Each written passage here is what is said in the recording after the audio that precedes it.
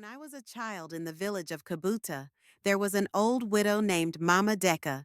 She wore the same faded wrapper every morning, her head always wrapped in white cloth. She didn't speak much, but every day, just after the sun rose, she'd leave her hut with a small calabash and disappear into the hills. She never took the road. Instead, she followed a path no one else could see. The strange thing was, wherever she walked, the grass never grew too tall.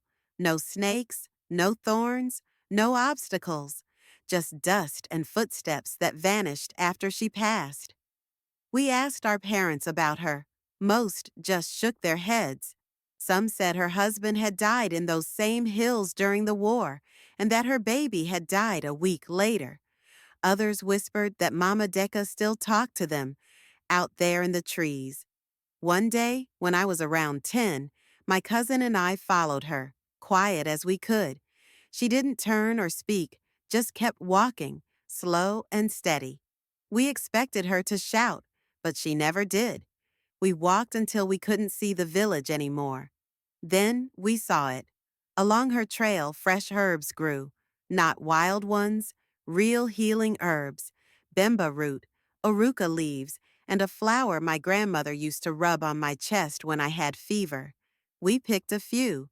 That same week, my cousin's mother fell sick.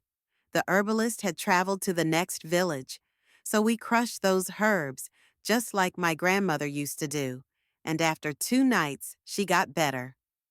Word spread. People started looking for those plants, but they couldn't find them. Only on the narrow line Mama Deka walked. Still, no one else could walk her path. The plants only grew behind her steps. Like the land remembered her sorrow and bloomed through it. She died the following year, quietly, in her sleep. The next morning, her path had vanished. No trail, no herbs, just thick brush like everywhere else. But those who were healed, my cousin's mother, a man with aching bones, a child with a swollen throat, they still tell her story, not as a tale of magic, but of grief, love, and quiet purpose. And sometimes, when the wind blows just right, you can smell Oruka in the air, but only if you believe she once walked there.